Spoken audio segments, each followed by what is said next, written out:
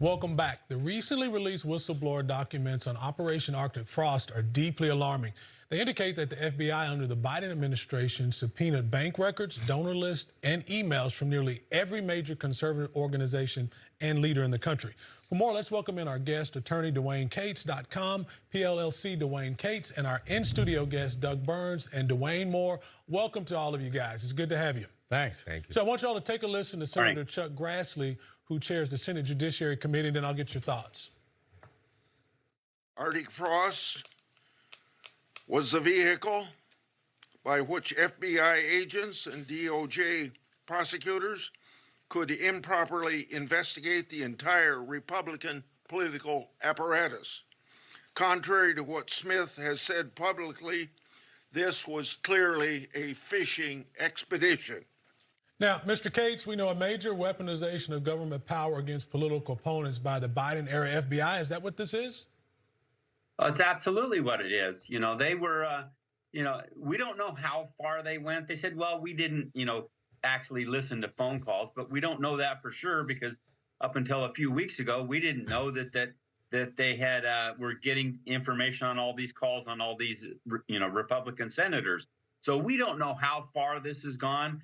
And, this could just be the tip of the iceberg.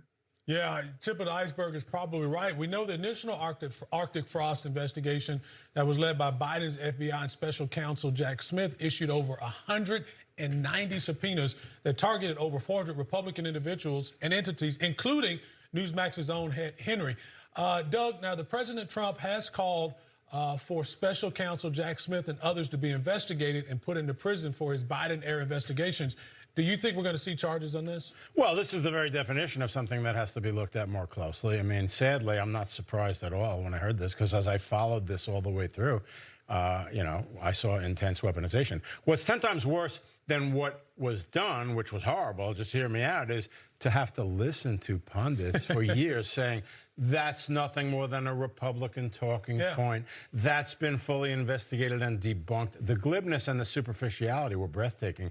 But I'll tell you what, right now, even the hardest on the left are starting to say, oh, my God, Dwane, look at what happened. Yeah, no, I totally agree. Mr. Moore, what do you think? Yeah, I think if this happened to the Democrats, it would be horrible. But it seems like they don't care because it's not them. And this is a slippery slope to authoritarianism, to where basically you can prosecute your political opponents, you can investigate them. I mean, there hasn't been a clear reason as to why they seem to cast such a wide net. But when you are allowing millions of people into this country illegally, some are spies, some are terrorists, some are organized gang, but yet you're looking at the other political party and you're investigating them, that's an extreme concern that we should be looking at. And I think it's appalling. And when you think of also how they colluded with the social media companies to make sure that they took down conservative voices, it seemed like a coordinated effort within the federal government to dismantle their political opponents. And people who did this must be held accountable, because we can't have this standard in the United States. Accountability matters. So, but we did know Attorney General Pam Bondi, now she's initiated a review of the Biden administration's reported use of auto pen for pardons as well. Mr. Cates, can concealing a president's mental decline amount to obstruction or fraud, in your opinion? Well, it can, and the Department of Justice report, said that, hey, it's okay to use the auto pen for almost anything for the president, but the president has to be involved in the decision.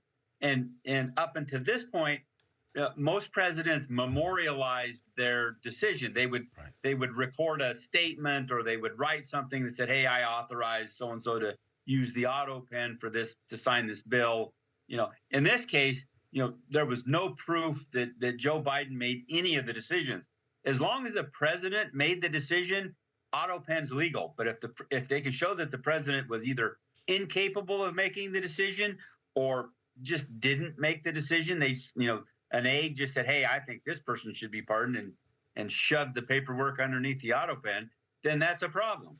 That is a problem. But I guess, Doug, my question to you, this seems to be almost a separation of powers question, right?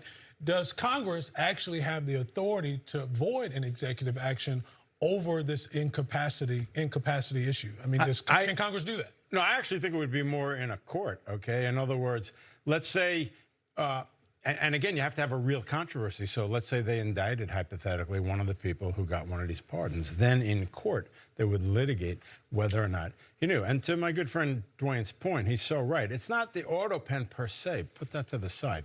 The question couldn't be simpler. Did the president know that somebody was going to use the auto pen to do X, Y, or Z?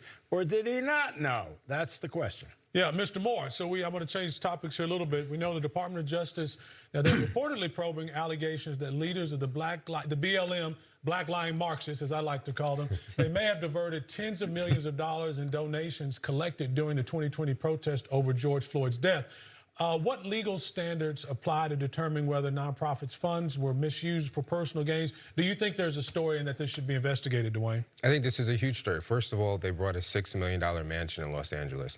So for Black Lives to Matter and struggling, I mean, how much can you be struggling to buy prime real estate in Los Angeles? But this goes to me, the emotional manipulation of the left, specifically Black Lives Matter. That took a legitimate claim where people were feeling hurt, and they turned it into a fundraising campaign to where they misused the money, and they just completely took advantage of the donors. I mean, look into what they spent the money on. I mean, how many jobs did they create? Okay, what poverty within the Black community did they eliminate? How did they improve education outcomes within the Black community? They did none of that. And when you look at where their money went, they sent it abroad, they sent it into other nonprofits, and it was a complete grift. And it's sad to the Black community, to where people are actually looking for help and are struggling, and you have these organizations that were out here inciting riots during the George Floyd and emotionally manipulating people, and find out they were just stealing money. Hopefully they're investigated, and if it's true, they're shut down finally. Dwane, I want to correct one thing you said. There was a job created. We do know that Patrice, the leader of BLM, her brother, I think, was paid $800,000 for security, I believe, is what I read. So there was one Black job. That's that was right. created That's there, right. I for sure. stand corrected. But, There you go. but Doug Cates' last question, Dwane Cates' last question to you. Do you believe leaders of BLM, are they going to face civil or even criminal liability for allegedly diverting what looked like charitable donations? Well, I mean, they can. I mean, again, it's going to depend on the results of the investigation. You know, if they, you know, like buying that mansion is like a big red flag that says, hey, you know, what was the purpose of buying the mansion? Were they using it as an office? I mean, they're going to have, you know, in law, we like to have plausible deniability. So they're going to have a story. We just don't know how good the story is, but both civil and criminal penalties are on the table. And I'd just like to add, this is the first time in 15 years I've ever been on a panel with two Dwanes. Mine too, for sure. And I will say that mansion, it's important to note, it was in a predominantly white neighborhood in a gated community with its own gate around it. So building walls may not be such a terrible thing after all. But Dwane Cates, Doug and Dwane, thank you so much, guys. We'll see you a little later. Thanks for being with us this morning for your insights. Sure. Thank you. Thank you.